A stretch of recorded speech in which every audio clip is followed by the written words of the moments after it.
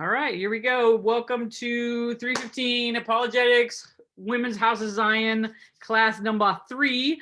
I am excited to do this again. I'm going to do a whole lot of stuff tonight, a whole lot of information. We're going to continue to talk about evidence for evidence for God. This is not yet into the ideas of Christianity specifically. I mean, of course, I'm going to throw that kind of stuff out there. It's not really about Jesus or a personal God even. It's really about just, is there something out there that we refer to on planet Earth as God, a bigger being, a chooser, a choice maker of some sort. In this case, what we're going to talk about tonight, a designer, things like that. So these are important issues. You may not ever have an exact argument with someone or discussion. I say argument, I don't really mean like an intense like fighting argument, but a discussion with someone using like every one of these points specifically all the time, but the bigger ideas behind them about the evidence, the ideas of a designer, the ideas of a God, those worldviews come into play in your discussions. So I hope that as we go through a lot of this stuff, you will see opportunities that maybe you've had in the past or questions you yourself have dealt with, just things that'll kind of touch on a point. But we're just gonna like zip through all of it. So I'm gonna get my screen ready. Here we go. All right, you guys should be seeing the 315 logo. Tell me if you can't. Here we go. All right, we're still on apologetics, what we believe, why we believe it, what we're going to do with it all. The arguments that we have discussed the last week, the last lesson, and that we're going to specifically go into tonight have to do with the moral argument, the cosmological argument, and the teleological argument. The moral argument, right or wrong, because there's right and wrong on the planet, requires a lawgiver. The cosmological argument we talked about last time was the universe had a beginning. Because there was a beginning, and everything that has a beginning has a cause, then there must be a beginning maker, something that caused this universe, this thing, something happening. That's the cosmological argument. And then the teleological argument has to do with design. It has to do with evidence that because there's a world that has complexities in it, that it is design, there must be a designer. The word teleo, it's Greek. It has to do with a purpose, a goal. So that's what that word that comes from. I'm not really going to say teleological a bunch. I'm just going to say design argument, but that's what the big giant term is, teleological argument. So we're going to start with design. Design argument is one of the more widely used arguments when you're talking to people. It's based on, it infers that a designer from the design that we see around us. So let's say you're walking down the beach, you see a sandcastle. Your thought is somebody made the sandcastle, even if it's just a letter, an S like that in the sand. You're going to think that, or maybe like an S and a F as for Stacie Forest. You would think, oh, somebody did that. You wouldn't think that the ocean itself made that happen. Now you might think maybe an S because, like, there's snakes and stuff like that.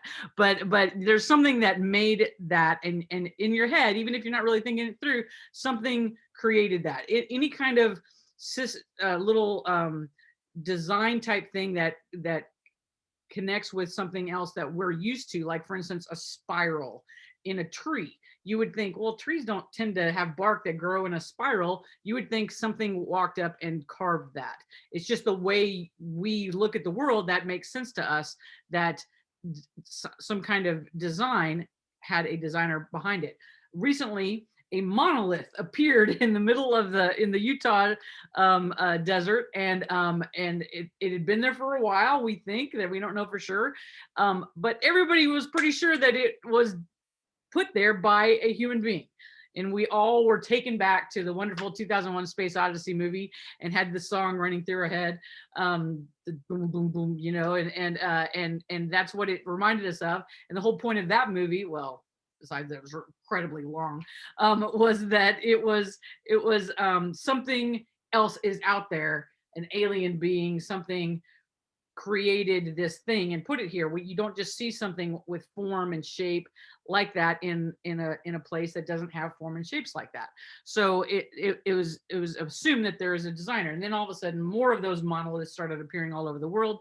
We don't know if it was really the same guy or girl that did it, but that one has now disappeared because they didn't want people going out there. Somebody made it disappear, and probably it was a human of some sort. It might have been God. I don't know. Maybe he was trying to get our attention, but probably not. When we look at life in the universe, it is natural to conclude that there is a designer. We see how perfectly the universe and the life forms operate. Evolutionists, and we're going to talk a lot about evolution tonight, not in the strictest sense of, I'm not going to go through all the things about evolution, but evolution is sort of that principle, that theory, that scientific theory that people are used to hearing about. You've been hearing about it in school since you were a kid.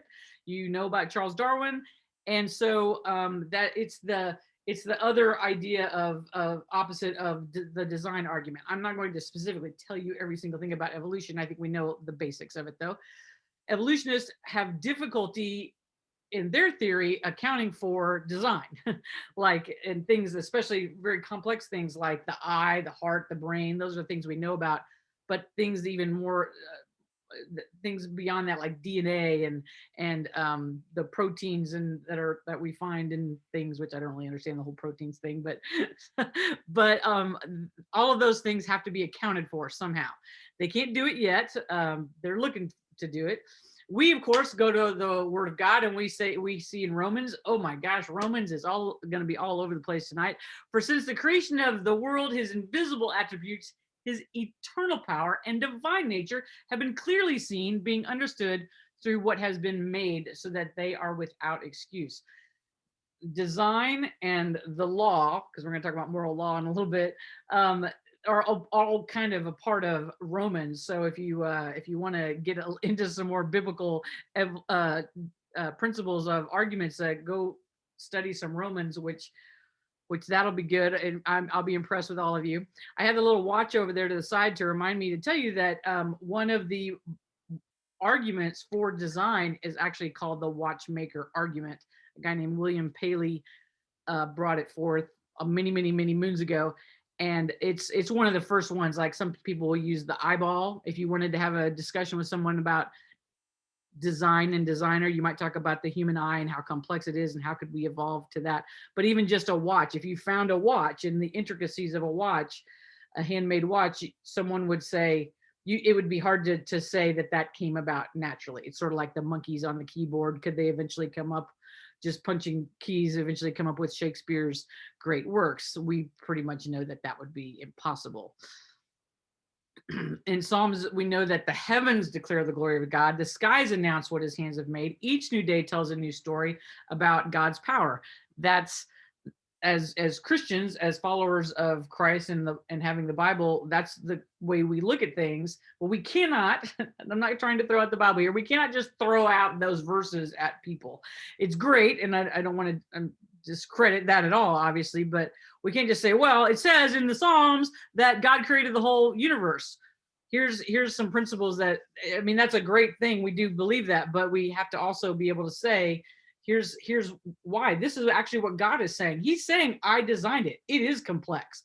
I created this great thing out here so that you will see it and think, wow, something's up. There's somebody else out there. There's something bigger than this that had to create that. So those things are supposed to move in a human's soul, in our heart and our emotions and our intellect, to say there's something else out there. And so appeal to that. God is appealing to it in the Word. So you guys, when you're having a conversation with somebody, or even just talking to your grandkids or some youth group kid, and just say, look at what is around us, that not only the beautiful mountains or the beautiful sunrise or sunset or the beaches or the cool snow, which wasn't too cool last week, but it's still pretty. Those things are great. And where do you think it came from? Those are important questions for us to challenge other people with. The fine-tuning argument is along the same line as this design teleological argument. So this is a different aspect of it. Fine-tuning has to do with how the universe is designed for intelligent life, and it had to have been done by an intelligent designer. So the fine-tuning argument, there's a list of parameters that allows life to exist, and it's all about the numbers. It's all, if you like math, if you love numbers, oh my gosh, this is the argument for you.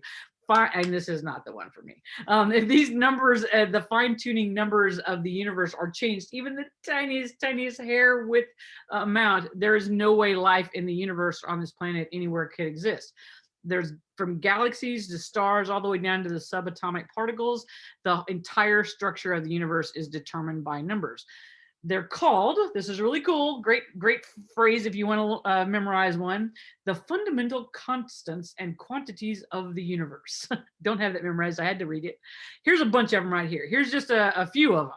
There's about, one place I read 26, another place I read about 30 of these things that are considered constants and quantities of the universe. Here's just a few of them. So the speed of light, gravity, these things, Planck's constant, Planck's mass energy, the Hubble constant. We know that some of these names, we know Hubble's, we know Higgs boson. You may have heard some of these phrases and names that are accompanied with these things.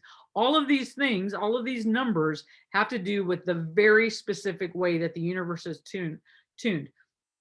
And we all know about tuning, right? Like on a radio, old timey, all of us OG, old original gangsters, we know that when you're tuning a radio, you have to get it right on that very perfect spot to get that station so you can listen to your oldies, right? So this is exactly what the universe is happening with the universe.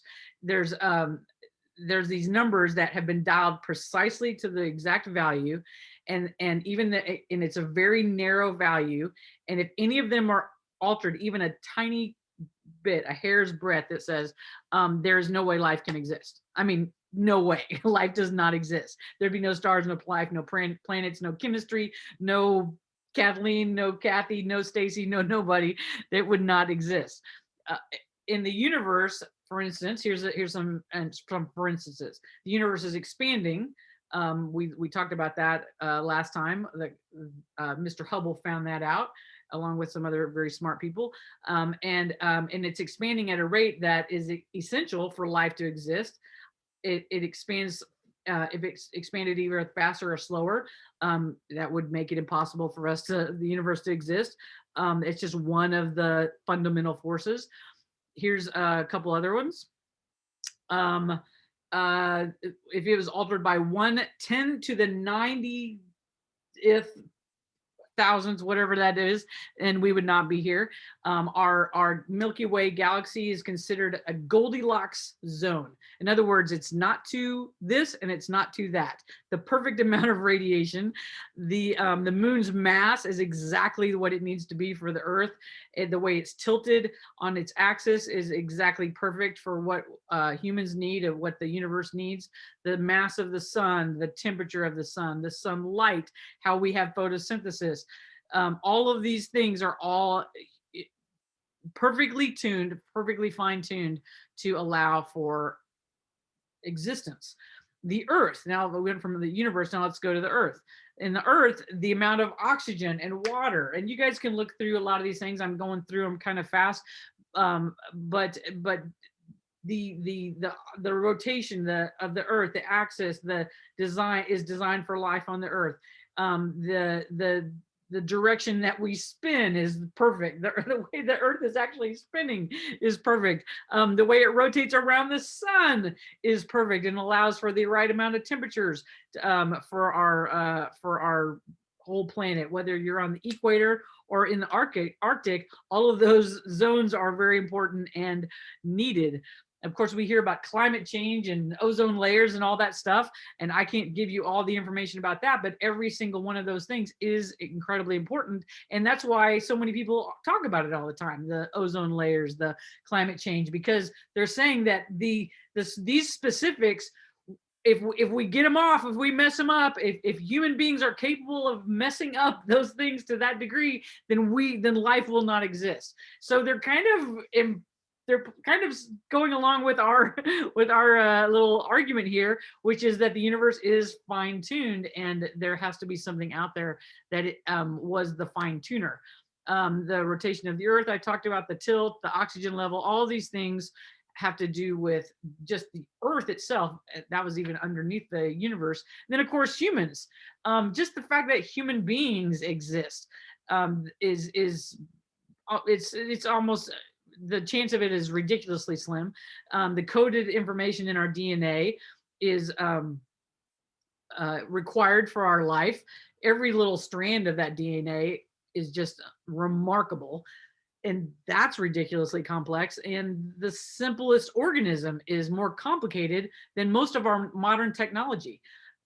I saw a video, I don't have a piece of it on here, but a while back, there, the guy that I have shown you or talked about before, Stephen Meyer, he has a whole section that he talks about the machinery that is within the cells, and that machine itself is when you look at it, and I've seen some video of how those parts work together, and it's fascinating. These tiny little pieces of stuff in us, and it's a machine. It's an act. It's a thing that goes together, and it pushes this and it pushes that over there. And anytime you see a machine, if you saw a machine on the beach, if you saw a machine in anywhere, any kind of complexity that causes one thing to happen into another, you think there has to be a designer. It's the same principle as what I was talking about with the sandcastle. Is you are that design implies that there is a designer, is the basics of what I'm trying to tell you. And that's exactly true for humans as well. So it's also called intelligent design. So it's not just the principle of design and designer, but now we even talk about intelligent design. Intelligent design is a scientific theory that states that some aspects of nature are better explained by an intelligent cause rather than an undirected cause, such as natural selection. So that has to do with evolution, right? So we got a chameleon. Here's one of my examples. We got this great chameleon. They still cannot figure out why and how these things are able to change color. It is unbelievably fascinating. They can instantly, we've all seen those videos on YouTube where the chameleon's walking from one piece of colored paper or one object to the next, and it's instantly changing color. How does it know? How does it do that? It's amazing. It's unbelievable. If you want to talk to somebody about design, talk to them about a chameleon. Just get some videos, watch some chameleon videos, because that is an amazing, amazing thing. And even though we can't explain it yet in science, hopefully one day we'll be able to explain it, and maybe we'll be able to do it ourselves one day when they figure it out, which would be super cool, because I'd love to be all different colors, kind of tie-dye kind of thing. My daughter would hate it, but that ability to understand that, it will be fantastic for scientists to do, and it's not out of the realm of possibility. And we can't just say, well, they don't understand it, so that's why that's a proof. Well, no, it's not a proof. We can't say just because science hasn't figured it out yet, that's not a proof. But the fact that it is a complex system is a part of the fact that it is intelligent design. A giraffe, people, a giraffe. My son's favorite animal. A giraffe is a creature that when it puts its head down, the amount of blood that rushes to its head when it goes to drink water should kill it. But it has a whole bunch of hearts, and it has well, I don't know, it doesn't have a bunch of hearts, that's an octopus, but it has it's a brain. Anyway, so it has, what is it? I think it's like some sort of like kind of a sponge kind of a system in its neck that as it lowers its head, these spongy pieces, I'm not telling this very well, kind of collect this blood so that it doesn't immediately run to the head and make its head explode. That is an amazing thing, and you need to look it up and explain it much better than I did. But the design that went into a giraffe, thank you God for that. That is an amazing thing, and it's a very cool thing. It's another one of those things that would be fun to look up, fun to study, fun to talk with other people about, if you're just talking about God as an intelligent designer. And of course, with kids or grandkids, that's actually a really cool thing to talk about and to show them and to just discuss the science behind it. Another aspect of intelligent design has to do with Darwin's theory. This existence of living beings is what he believed can be explained by a natural process, natural selection, without any need of a creator or an external agent. That's what we were taught when we were in school. If we went to public school, you were taught that at some point. The problem with this theory, though, it cannot explain all of the evidence of appearance of design. It does explain microevolution. So these are good words to know when you're talking with somebody or just thinking about it. Microevolution is those small changes that happen within a species. For instance, dogs. We all know that dogs are different. They are, we can tell, scientists can look at dogs and they can say, this is a canine. And here's a variation though. We have wolf, a little bit different variation. And they can look at the structure and the DNA and they can look at it and they can say, this is a wolf or this is a German Shepherd as opposed to a golden retriever. These are different types of dogs that have developed microevolutionary with changing within themselves. But what evolution, Darwinian evolution seems to be claiming is that it is macroevolution. Changes, these are more difficult to explain because that has to do with going from one species to another, going from an organism, and of course, all the way to a human is what has been postured. That has not been shown, that there has not been any science that has been able to prove macroevolution. It's still a theory, and it's okay to have a theory. You just got to keep working at it to try to prove it. So far, no proof on macroevolution going from species to species or from, for instance, plant to animal. There's none of that. So that is all a part of this argument in regard to intelligent design. Now, there's a couple of key intelligent design points. There's two in particular. If you ever wanted to, if you're ever reading about it, these are the ones, or you're watching a video about it, these are the two that you're going to hear the most often. The first one has to do with the Cambrian explosion. I love this one. Okay, so the Cambrian explosion was this event that they say happened about 541 million years ago in this age called the Cambrian period. We've heard about the Jurassic age, and well, this one's the Cambrian age, the Cambrian period. And when they have found fossils that they can distinguish, they can say these were found in these came into being during the Cambrian period, 540 million years ago. The phyla, major animal phyla, if you want to get into all that, the kingdoms, the phylas, and all that good stuff, it all started appearing in the fossil record. So all these fossils, they can see a beginning during the Cambrian period. So they call it the Cambrian explosion because they have tons of them, just tons of these fossils, different types, all that they can find these fossils. The problem is that they can't find anything before the Cambrian period. They have not found any fossils at all that come before this particular moment that they say 540 or so million years ago. We'll say 500.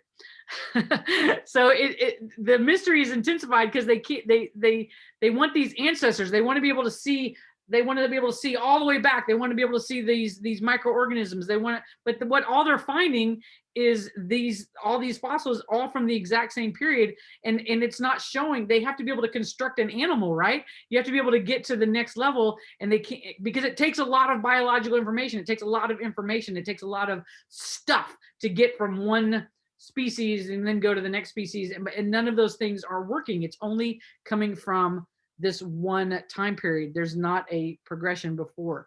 Is this making sense? Is that kind of clear? A little bit clear as mud? Okay. So Charles Darwin, he knew that this was he knew about this event, and he kind of had to sort of skip it because it kind of messed with his evolution theory, because they all needed something to go before and connect all of those dots, the fossil record. He knew it was a significant event, but he could not explain it. So this Cambrian explosion, this Cambrian period explosion, also has to do with the second part of intelligent design. It has to do with information. So if you want to build an animal, a Cambrian animal, you need a whole bunch of information to build one of these animals. So we're looking at these little fossils, and they want to make it into like a bigger next level fossil. It needs a lot of information, and thousands of species, they all seem to appear at the same time. So they can't find the information to connect all of these things building on one another. Is that kind of making sense a little bit? A little, it's kind of, if you read it, they'll be able to explain it a little bit better than I did, but tons better than I did. But that's one of the basic pieces, is this Cambrian explosion. But the next piece is the information. The information itself in the intelligent design argument is also super important. To change, those of you who are really good at computers, I know a couple of you are, you know that any kind of information, any kind of computer thing that happens, it has to have information. And there has to be something that inputs the information into the computer. A designer, an author has to get information in there. It's code, it's software, it's instructions, it's information. And it's the same exact thing for humans, for life, not for humans, but just for life itself. There has to be information put into this creation, this creature, this fossil, whatever, pre-fossil, an actual being, the organism. It has to receive information to become something else. And the only way to do that is, we keep saying, is a designer. But information is the key to everything. In 1953, they discovered all this stuff about DNA. They discovered the molecule, and it had information. It had these proteins, and all of those proteins, a fascinating study. Dr. Stephen Meyer has a fantastic book, and a whole bunch of other people do too, about, it's called The Signature in the Cells. And it's wonderful as it talks about the instructions, these proteins, this information that is a part of all of these DNA molecules. And every single one, of course, we know we have a lot of them in each one of us, but any kind of DNA molecule has all of these proteins and all of this information to tell it what to do. And Bill Gates, you know, Mr. Bill Gates, he's been in the news a few times lately. He needs to stick with computers, but he says, you know, anything that's a computer, DNA is like a computer program. It is, but it's far more complex than any kind of software ever created. It is an information system. DNA is an information system. So with these fossils from the fossil record, the Cambrian explosion, any kind of organism has to have more information put into it to become something else. We talked about micro and macro evolution. Am I going too fast? Is this working for you guys? Like, I can only see some of you, but hopefully, okay. So information, though, from everything we've been able to discover about the way the world works, human beings, we're seeing that information comes from intelligence. Information, it has to come from an information giver. No one has ever seen matter all by itself give rise to its own information. Something else has to input that information. So the Cambrian explosion and the need for information, the DNA, those two things, boom, dun, dun, dun, dun, dun, dun, dun, they are important because that is intelligent design. I did that one for my sister. So here is a great example, one of my all-time favorites besides the giraffe, the bombardier beetle. You're gonna need to turn your sound up. I'm gonna have a video. Okay, so in a bombardier beetle, we have chemicals, two separate chemicals, hydroquino and hydrogen peroxide. These two chemicals are both in the rear end, the bottom parts of this bombardier beetle, and they're separated by this thin little membrane. And anytime the beetle gets excited, threatened, needs to defend itself, it shoots these chemicals. They explode out of its butt, and it's amazing. They generate so much heat that it comes to a boiling point and can just destroy whatever creature is bothering it.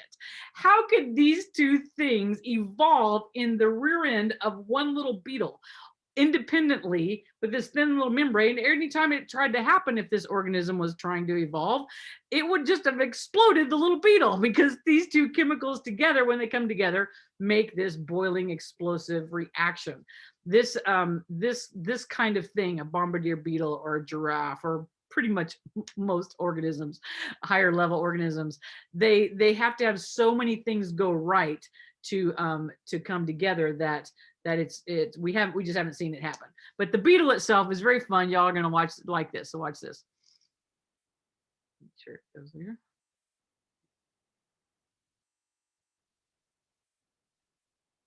Of chemical warfare is the bombardier beetle. It can create a chemical reaction within its body so violent that boiling caustic liquid explodes out of its abdomen.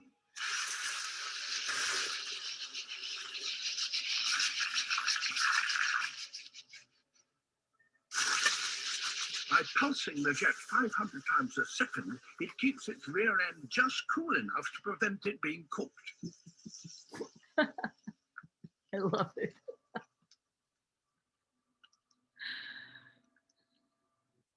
The bombardier beetle, and this guy's got a great accent. He said it came out of his abdomen. I said his butt, so I apologize for that. I'm not a scientist, but the bombardier beetle, definitely show people the bombardier beetle, and of course you got the cool guy from the Earth movies that explains it. But that creature itself is a fantastic example of intelligent design, and a fun one, because it has to do with chemicals happening inside of an animal, and how could those two things come together and allow this thing to even exist. So let me skip to another argument. There's a lot of ways, as I've shown you, that we can talk about the existence of God if we want to argue with someone. I actually like arguing, in the sense of having discussions and letting them go around and see what happens. And I've done this. I've talked to people about these scientific things. When I find them out, I want to talk to somebody about it. And I've found really smart people to have these discussions with. And one person one time, they're super smart, sciencey type. They are, I mean, actually are a scientist. And so I threw out some stuff, and they're Christian, but I threw out some of the cosmological argument that we talked about last time. And this person, who was a nice Christian person, didn't believe it. And I was like, wait, what? And I threw out this cosmological this and that, and that everything has to have a beginner and things like that. And it was really hard because I only knew like this much, and I was throwing out some really good stuff, but he had better stuff. And like I said, a Christian, someone who does believe in God, it wasn't an argument for or against the existence of God, but just the scientific aspect of it was complicated. And I reached a point where I really couldn't do anything. And I really wasn't trying to argue to convince him. Like I said, he already believed in God. I was actually trying to ask him, well, what about this? What do you think about that? And he was like, well, actually, he's kind of like a multiverse kind of a believer too. So he was like, well, it could be. Basically, his argument was, we just really don't know yet. There's no way to know. And there came a point where there wasn't anything else I could say. Those kind of arguments and or discussions or conversations can be very difficult to have because they're very complex. It can be really overwhelming to learn some of those. The cosmological argument is tough because you got to know some cosmology, some physics, some math, which, I was not going to be good with. Even the design argument can be difficult. It can be fun because there are some really great examples to discuss with people and just to have some fun with, like the bombardier beetle and things like that. But you got to, really get into it. And it can be really fun to read stuff about or watch videos, chemistry, DNA, and just walking through the world and just thinking, wow, I'm outside right now, and the amount of things that have to be perfect, the cosmological constants and all that stuff. It's kind of cool to have all that stuff in your head. But there's one argument called the ontological argument. I'm not even trying that one. You got to know some modal logic. I really don't even know that. That's just way too much for most of us to dive into if you want to have a discussion with somebody. But there is an argument that you can have a lot of fun with and have some great discussions with. And I actually ended up in a discussion with someone about this the other day as well.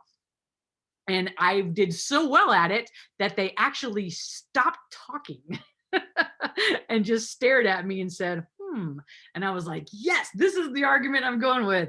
It was kind of fun to win one.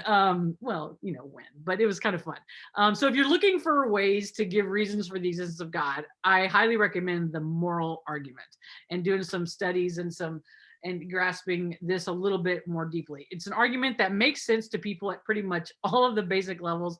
You don't have to have a PhD or know chemistry or physics to go with this one, because everywhere you look, you see people who are just morally outraged and mad about something, and having an opinion about whether or not they should have the right to be mad, or the right to care about this, or the right to care about that, or which right you should have, or you're not caring hard enough and you're not caring as much as me. All of those things are out there right now, and they're fantastic arguments to have.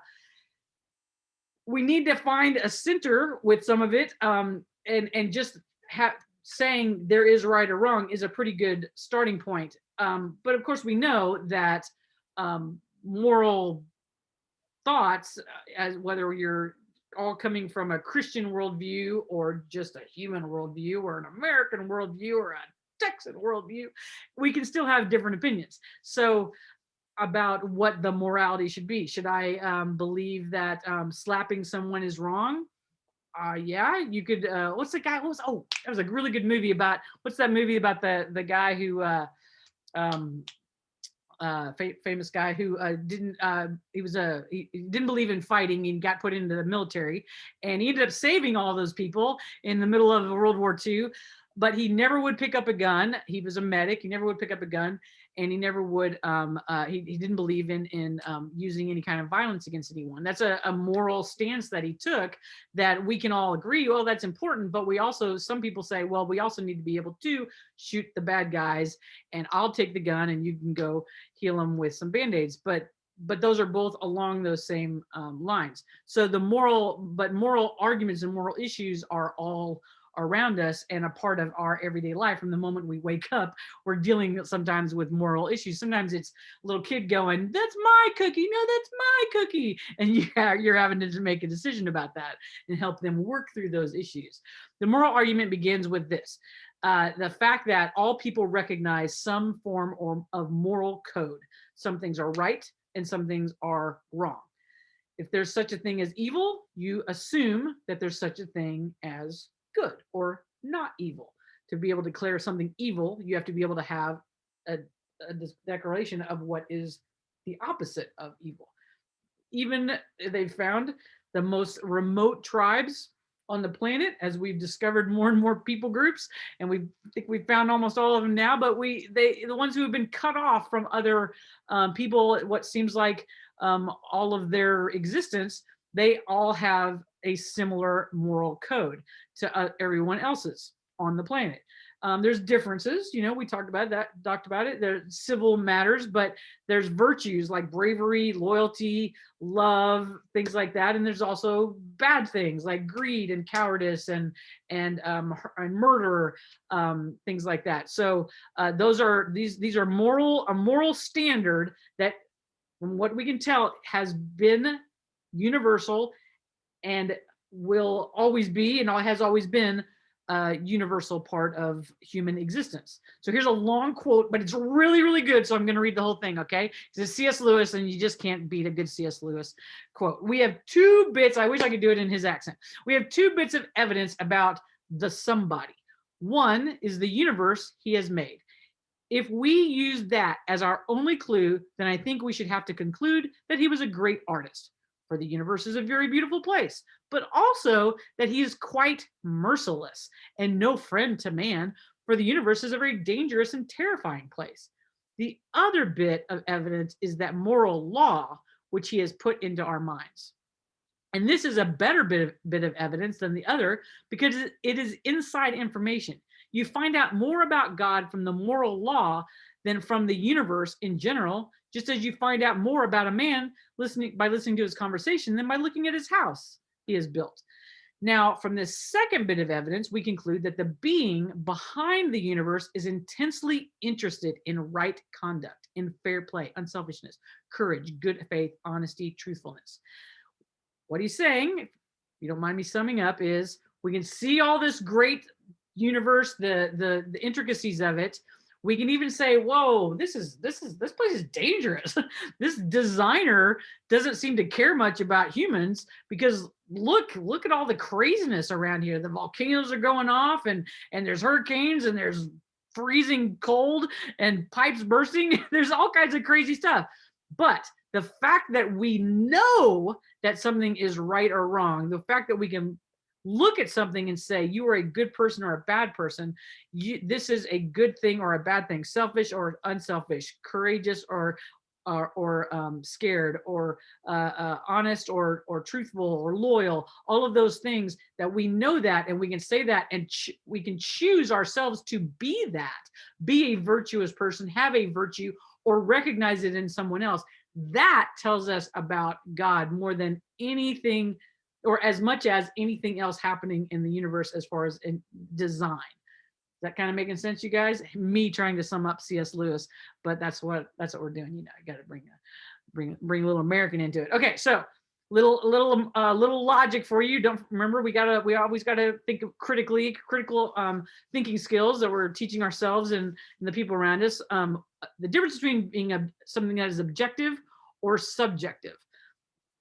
This objective is the state or quality of being true even outside of a subject's individual biases, interpretation. So objective is just simply fact or not fact. A judge tries to be objective or impartial when they're making a decision, right? We want to be objective.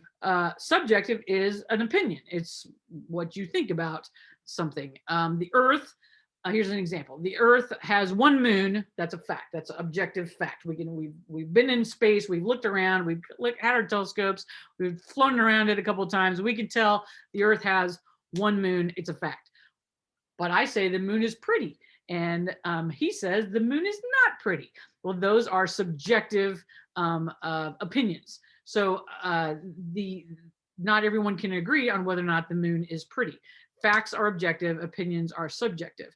So then we have objective morality, moral standards that exist everywhere. For instance, hurting babies is bad. That's usually the first one you would go to. Human suffering is bad. Being kind to people is good. When I'm teaching teenagers, I usually give the example of slapping puppies, and that makes them laugh. But it's the basic thing. Like, you would not, if anybody's out there slapping puppies, because I don't want to say something really extreme, because we know there's some really horrific, terrible human behavior that has happened in the past and is happening now. But any kind of standard that we are saying of what is good and what is bad is objective morality. But then it becomes subjective sometimes, because there are some people who don't have a problem with hurting babies. That's why we have things like abortion and eugenics and things like that. But there is supposed to be a standard. Then we get to moral relativism. So what's true for you may not be true for me. Now, we like to think of it as a current state of affairs. Like, oh my gosh, the world has become so much more morally relative. All they care about is themselves. Read some history, folks. It's been like that forever. It's been like that since the Bible. It's been like that since the ancient times. It's been like that for a very long time. We're all trying to look out for ourselves, because it's a rough world out there, and we want to take care of ourselves. We want to take care of our loved ones. We want to take care of our city or our state or our country. We want to take care of the things that we care about. And if it's okay for me to do, then it may not be okay for you to do, but whatever. But that's called moral relativism. And that relativism is what kind of gets us in a mess, but it's also the greatness of humanity and what God gave us, because it means freedom and it has to do with choice. And when we eventually talk about suffering, it has to do with this, because when people, one of the biggest problems people have with God, believing in God or being able to trust God, is, but it hurt me. What about me? I'm hurting, and it can't. Why would God allow me to hurt? If he cares about me. So the me part of it is important. It's the choice that we have, and making moral decisions is a choice, and we're trying to find a center line. And even Christians, we have our debates about what that line is. I know Christians who do believe that abortion is okay. I still think they're probably going to heaven. I'm not judging them. That's between them and God. But that's one of those big issues.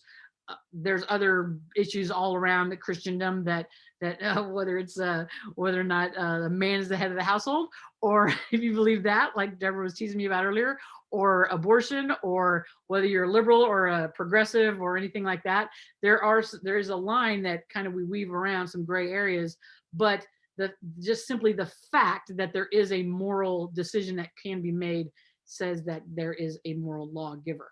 When in Romans it says, when I'm reading the Message, okay, it's not a translation, but we're gonna go with it because it sounds good for here. But we do like to read the original the better ones when we can. When outsiders who have never heard of God's law follow it more or less by instinct, they confirm it's true by their obedience. They show that God's law is not something alien, imposed on us from without, but woven into the very fabric of our creation.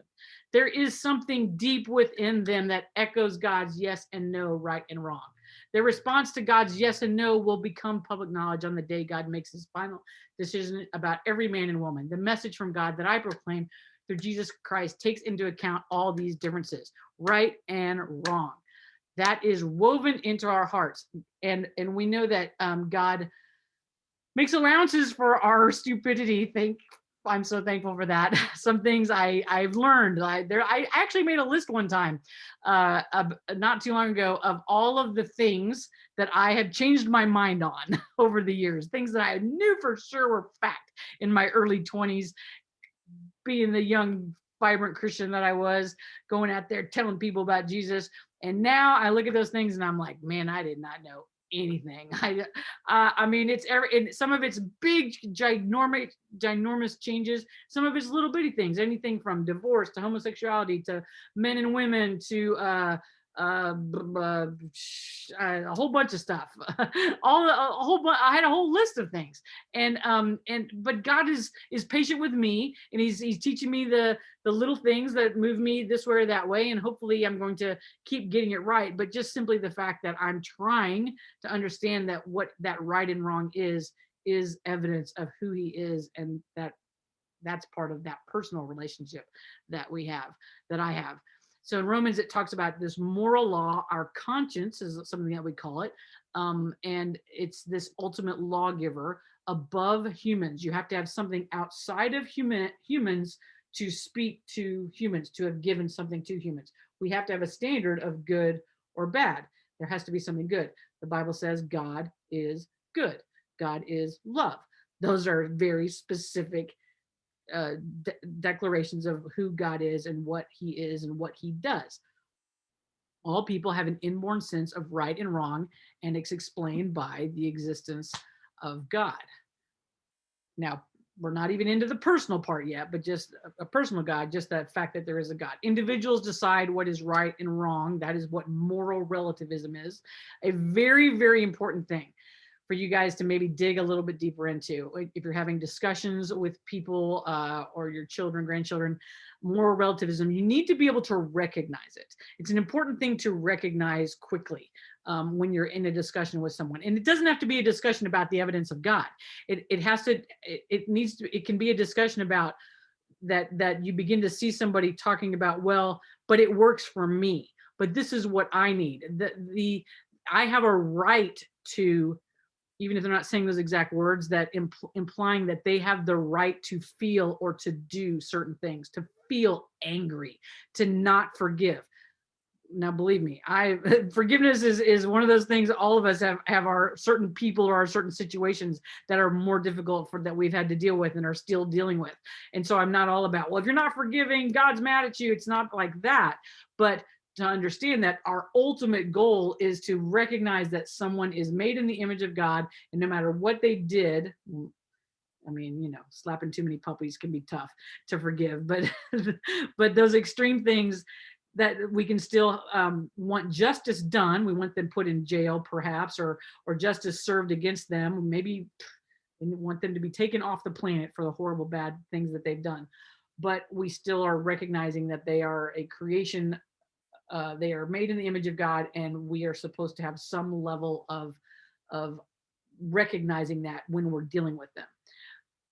If people are saying something that to the idea that what's true for you is good for you and what's true for me is good for me. That's moral relativism, and understanding it and recognizing it quickly in our conversations can help people to understand better who God is and what he's saying. And we can't just say, well, the Bible says. We have to be gentle and persuade in the way that we express that, because the Bible can be a very complex thing to understand. There's you get into some of those Levitical laws that throw a woman out of the camp when she's on her monthly cycle, or declare things unclean, and some of the laws about sexuality, sex issues, and what a man is allowed to do, what a woman's allowed to do. Those can be pretty rough to look at. Some of the things about going to that camp and kill all of the people and the sheep and the goats. And then there's other times where God says, oh, go into that camp and leave everybody alive except for these over here. I mean, those kind of things are really difficult to understand, and it takes years of study. So just saying you need to read your Bible more is not necessarily going to help, but helping people to see a moral code, and to say we need to figure out what the moral code giver is telling us. So let's work on this together. Let's walk through this. Let's talk about it some more. Let's look at the Bible. Let's try to figure out what was Jesus saying in those Beatitudes about the blessed are the persecuted and things like that. So moral relativism is an important worldview, important thing for all of us to learn how to recognize. The idea of a moral lawgiver, though, has to do with being able to understand right and recognize that there's right or wrong, recognize there's a difference between Mother Teresa and Hitler. No one would claim that both of them are okay. And no normal person, if someone said, oh, Mother Teresa, Hitler, oh, they're both fine, they're okay, they did what was right for them. If you heard somebody say that, you'd be like, okay, you're crazy. I'm staying far away from you. During the Nuremberg trials, the Nazis actually tried to use that as part of their case, but it was part of our culture. This was the culture we developed for our country, for all the countries we invaded. It was okay for us. And it was declared that, well, you're wrong, Mr. Nazi, and you must die. They violated what was considered a universal moral law that was that they could not say, well, what worked for us should be allowed. We decided that these people should not survive, should not live. God, what a horrible thing. But theism explains best that theism, just the belief that there is a God, explains that there is an objective moral standard. There's a need for a standard that we can appeal to. There's a way that we can measure right and wrong. Theism explains that. It shows it's the best way to explain behavior, that we are looking for behavior that prospers humanity, and what the way we treat people and looking at people as created in God's image is the best way to go about our life. What we're basically asking is, can we be good without God, is what the argument is saying. Can we be good without God? You can do good without God, but what the declaration that something is good has to have God. There has to be an objective moral standard to form basis good and bad. The standard allows us to make choices. Free will gives us a reason to think that humans are better than animals, that there is a difference between us. Now, not everybody does believe that. And this theory of evolution says that we are just an advanced form of mammals, but there's something in us that most people that says, there's humans will allow an animal. I was watching last night. I was watching one of those animal documentaries, Earth, the life in the desert or something, I don't know. And the lions were jumping on the weak ox in the middle of the savannah, whatever, grabbing it. And I wasn't thinking, oh my gosh, that is terrible. I can't believe we should take that lion and put him in jail. I wasn't thinking that, because that's normal animal behavior. But if a human did it and I was watching a video of it, I would say, please turn that movie off. This is terrible. I don't want to watch this. There's something that is distinguished between humans and animals. Charles Darwin says natural selection in his book. He talks about an idea that we know now as eugenics, and it has to do with selecting desirable characteristics in a generation to improve the next generations. It was survival of the fittest. Oh, the cow breeds and the cows that are better formed to withstand the heat of the summer are going to live, and then it'll produce better cows. And so eventually we have some cows that are really, really good at withstanding the Texas heat, and the ones who aren't, they didn't live. That's survival of the fittest. Well, if you take that rationale all the way to humans, then you're saying that we have a society that needs to be naturally selected. We have these civilized societies that are well established and they're prosperous and they take care of their people, and we have other societies in other countries and other areas that aren't taking care of their people. They just need to not be taken care of. We're not going to save the sick. We're not going to help the poor. We're not going to vaccinate people. And that was part of his ideas. Was this natural selection didn't have to do just with evolution of species. It had to do with humans. It had to do with how people are evolve, and that we can look at a society or a people group in a certain part of the world or a certain part of a city or a country or something, and say that those organisms, those races need to be let go, let die, or maybe possibly exterminated, which is of course what the Jews did, and that's what's happening in China with I can't pronounce it, the Uyghurs, I believe, or in some Muslim countries, in India, Pakistan, places like that, where you have these caste systems where certain people are declared unworthy. They're not good enough. We're going to only take care of these upper levels, the ones we have decided are biologically superior. So that those ideas, this survival of the fittest thing, this moral code, and the relativism begins to change. That's why I'm saying it's so important to understand this idea of the moral code, because you're going to hear it. You're already hearing it in everyday news articles or things that you're reading, not just the facial book, but the stuff that you see or hear from other people. Is how are you deciding who wins? The most creative, the most intelligent, the most industrious. We're supposed to figure out how to make sure that they are surviving because they're more important. Now, you wouldn't say it like that because you would get caught most of the time, but there are people who do believe it. And there are systems in place that are promoting it. For instance, abortion. That's why the entire abortion industry, started by Margaret Sanger, was a eugenics system, which was, we don't want certain races to populate anymore, so we're going to make sure that people of color, poor, which are mostly in the poor neighborhoods, they would put abortion clinics. This is pretty common knowledge among a lot of Christians now, but the ramifications for this Darwinian moral code is that individuals are not taken care of. You have a person who's born with Down syndrome. We say, nope, it's not worth it. You shouldn't, we recognize it in the womb. You shouldn't give birth. We have countries now who are, I believe it's Iceland, who said, we have eliminated all Down syndrome from our country. Well, you know why? Because they killed them all. They literally made sure that that abortions were done on people who they knew were going to have Down syndrome babies. So what a horrific thing that has happened.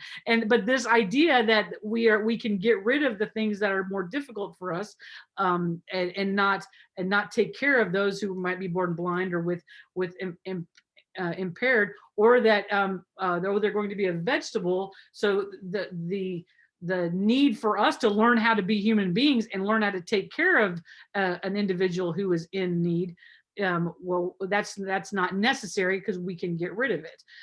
So that's the individual level. Then on the group level, we have entire groups being eliminated either by genocide or just by not helping them because of racism or just this idea of the ones who are most fit should survive. So I want you guys to watch this documentary when you get a chance. Doesn't have to be this week, but it's called Human Zoos.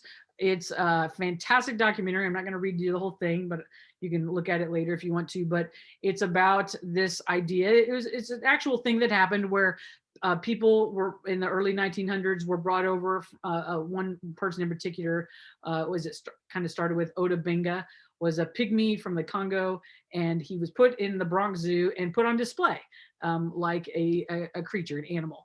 And this idea of humans being put into zoos and people being encouraged to come and look at them. It was a scientific experiment. Scientists, leading scientists, elitists, promulgated this idea. This it's okay to do this, and it took a lot of it took the African American ministry people to rise up and say, stop, you need to stop this.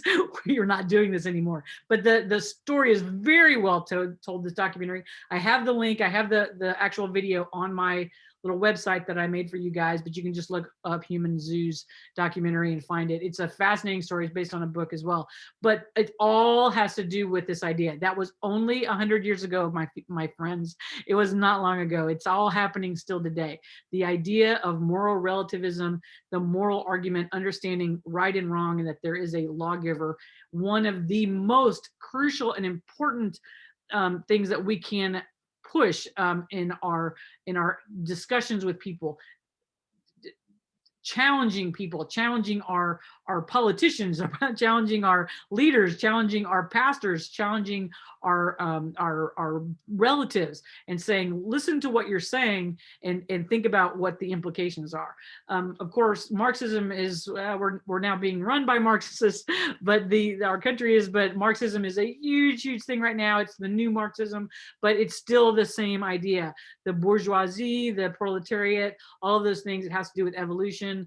Karl Marx was very influenced by Charles Darwin, and the Marxist governments like Stalin's government, Mao Zedong, things like that, they massacred people, and it all had to do with this idea of who should be allowed to live, who is worthy of living, what is most important, whether or not we can go into a neighborhood and destroy it and hurt the people or not, is all this idea of what is right and what is wrong, and it's all moral relativism, morality. Yeah, okay, that's the big push tonight, you guys.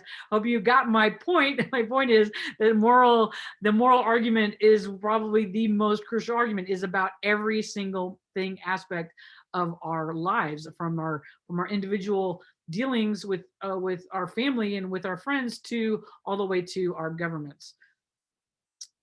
The ideas of this Darwinism are still around today. So these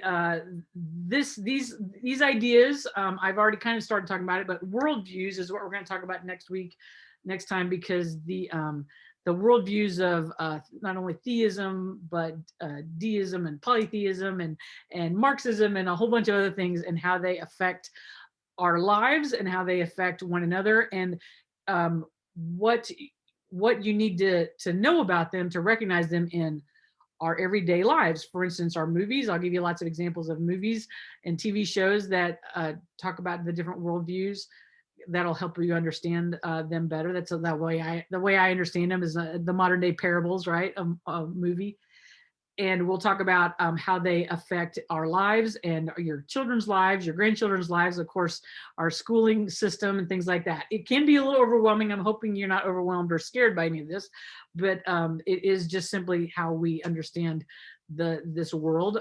So here's the website for you guys to look at. Forest Fired is just, it was the easiest website to use because I already have a website called Forest Fired. It's for my pottery and photography and stuff. But I just did the /apologetics. It's not part of the menu. It's just for you guys, or you can give it out to anybody you want to, but it's just an easy way for us to keep everything together. And here's just a couple of things that I suggest. The Mary Jo Sharp book, Why I Still Believe. She was an atheist. She's now an apologetics professor. She has this great book. She has a couple of books, but this one, Why I Still Believe, actually has to do a lot with doubts that she had to deal with as a Christian, doubts and hypocrisy that she dealt with in the church. So it might be a good book if you know anybody who's dealing with some doubts or some fears in their own Christian life even. And she's got a real good book. I haven't read the whole thing. I've read parts of it, but I do like her. I follow her on the Facial book and her podcast and things like that. Thehumanzoos.org has more information. It's just humanzoos.org, but you can watch the video on YouTube or any place. And then those are just some other cool websites for you guys. Does anybody have any questions after all of that? That was crazy, huh? Any questions? Woo, I got through a lot, man. I gave y'all a lot of information. That's probably the biggest, longest thing we'll do. I could have done that in 2 different things, but I wanted to mostly get that into this whole lesson tonight, because I have a whole lot of other stuff I want to get into in the next couple of weeks. Anybody have any questions? Thoughts? I thought it was good, and I like that you're posting stuff on your website so I can look at it later, think about it, and then look at it later. So I thought that was really good. Cool, thank you. My assistant leader is giving me some props. Deborah disappeared.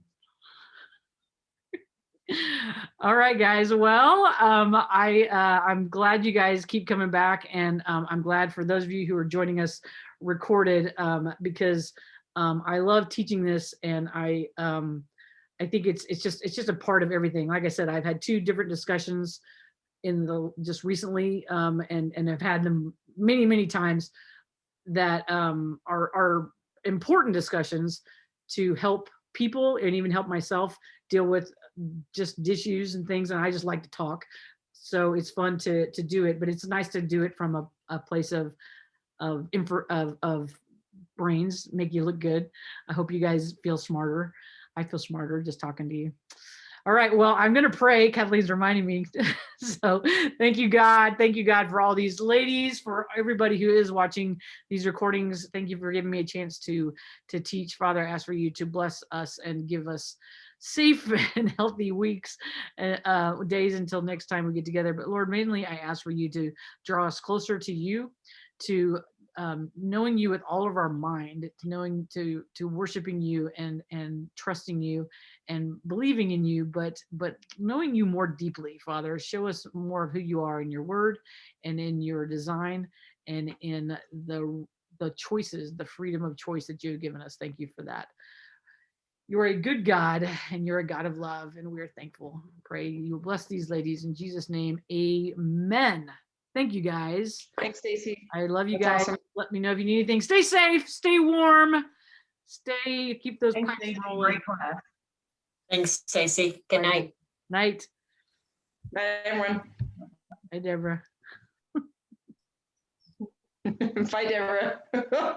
God, was that even recording?